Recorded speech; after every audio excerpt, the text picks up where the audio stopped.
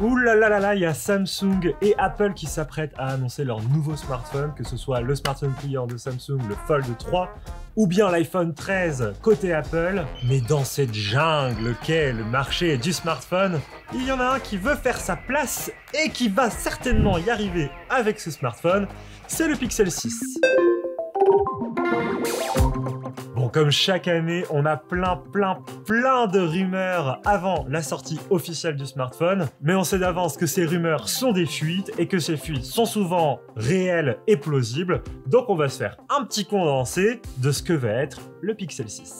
Déjà niveau design, alors là Google veut frapper fort et nous propose quelque chose de totalement différent de ce qui se voit dans le marché du smartphone. Clairement là avec ce design, vous le remarquerez que ce soit à la Fnac ou à Darty ou ailleurs, le dos est reconnaissable à des kilomètres. Google a créé un module photo qui s'étale de la tranche droite à la tranche gauche du smartphone dans une magnifique barre horizontale qui viendra séparer deux coloris qui permettront de donner un petit peu de couleur à votre smartphone. Notamment sur les leaks que vous voyez à l'image, il y a un liseré orange sur le haut du smartphone et le reste du smartphone est blanc.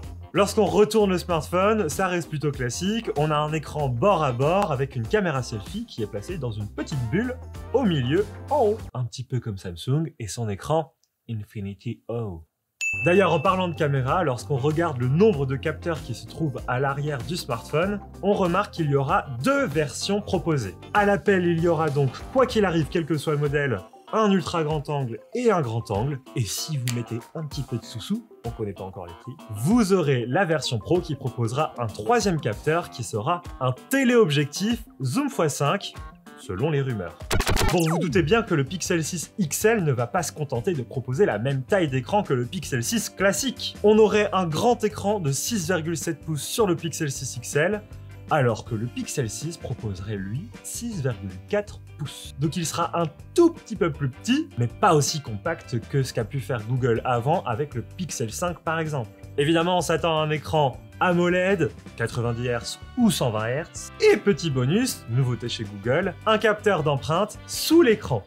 Google faisait pas ça avant, c'était au dos. Ils vont pas faire trembler le marché du smartphone avec ça parce que ça existe depuis belle lurette chez beaucoup d'autres constructeurs. Mais on accepte la nouveauté. Niveau performance, Google devrait proposer quelque chose de différent, car selon les rumeurs, on a un processeur qui s'appellerait Whitechapel. Alors ça me fait rire parce que ça me fait penser à une chanson de Lana Del Rey, mais d'un autre côté, on sait pas trop à quoi s'attendre. Est-ce que ça sera un processeur qu'on connaît de Snapdragon par exemple, qui a été légèrement transformé pour Google, ou est-ce que c'est Google qui se lance dans le marché du processeur et qui se met à industrialiser ses propres processeurs? Écoutez, on saura bien lorsqu'ils l'annonceront. Niveau stockage, Google devrait être plutôt généreux parce qu'avec le Pixel 6, on aura jusqu'à 256 Go de stockage. Et sur le Pixel 6 XL, on aura jusqu'à 512 Go de stockage. C'est pas mal.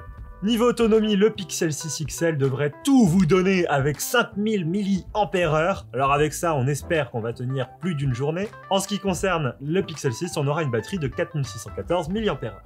Et puis je garde le meilleur pour la fin. Android 12! On l'attend comme le Messi avec son Material You, son interface évolutive qui se base sur les couleurs de votre fond d'écran, une interface plus lisible, plus agréable, des boutons plus gros, les nouveaux widgets, etc. Android 12 devrait nous rincer l'œil alors que en vrai c'est pas une grosse refonte de la structure d'Android, mais visuellement on va voir la différence, quoi. Et très clairement ces Pixel 6 vont en être l'ambassadeur, ça va être les premiers smartphones à porter ce nouvel Android et montrer le chemin à tous les autres smartphones des autres constructeurs. Alors avec tout ça, vous allez me dire, oui Arnaud, mais à quel prix? Et ben là, c'est la seule donnée avec la date de sortie où on est un peu dans le flou. On a l'habitude que Google fasse un peu n'importe quoi avec sa gamme de prix. Une fois c'est à 1000 €, une fois ça descend à 600 €. Il n'y a pas vraiment de logique d'une génération à l'autre, Google vraiment fait au cas par cas. Mais là, vu ce que les rumeurs nous annoncent, on pense qu'on devrait se situer dans un prix autour de 800-900 €. Quant à la date de sortie, Google a l'habitude de sortir ses smartphones fin septembre, début octobre, après les annonces des iPhones et des Samsung Galaxy Note. En tout cas, cette fin d'été, début d'automne s'annonce explosive et on espère que Google va réussir à tirer son épingle du jeu. Dans notre dernière vidéo sur Pegasus, vous avez remarqué qu'on avait été dans ce décor pour tourner notre vidéo YouTube et peut-être que vous le reconnaissez si vous êtes un fan inconditionnel de nos contenus. Parce que là, vous le remarquerez peut-être, je suis dans le décor de notre chaîne Twitch. Alors n'hésitez pas à aller sur Twitch et nous chercher, on s'appelle Frandroid Live, on vous répondra avec grand plaisir. Allez, sur ce, je vous dis ciao abonnez-vous à la chaîne YouTube et sur les réseaux sociaux. Vive la technologie et à bientôt.